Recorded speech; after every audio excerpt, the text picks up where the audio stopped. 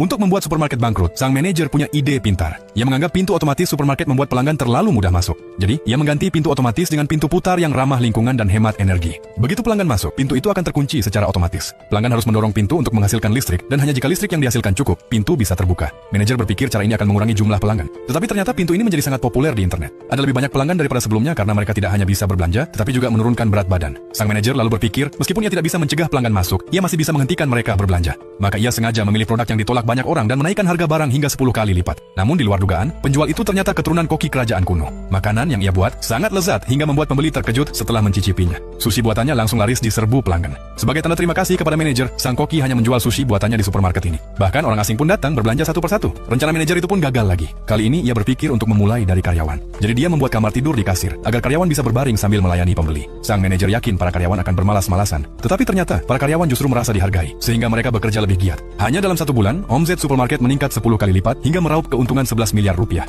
Sang manajer memutuskan untuk menghabiskan semua uang itu. Ia membeli sebidang tanah kosong dan mempekerjakan 100 siswa dengan upah 1 juta per hari untuk menanam sayuran khusus bagi supermarketnya. Suatu hari, sekelompok pelanggan datang ke ladang sayuran itu. Mereka merekam para siswa yang sedang bekerja lalu mengunggahnya ke internet. Tak disangka video itu menjadi viral. Semua orang berpikir makanan di supermarket ini sangat sehat dan alami. Bahkan seorang pangeran dari Arab datang ke supermarket dan memutuskan untuk berinvestasi sebesar 140 triliun rupiah. Saat upacara penandatanganan, sang manajer toko begitu bersemangat hingga tidak sanggup berkata-kata. Jadi, menurutmu, apakah ia bahagia atau tidak?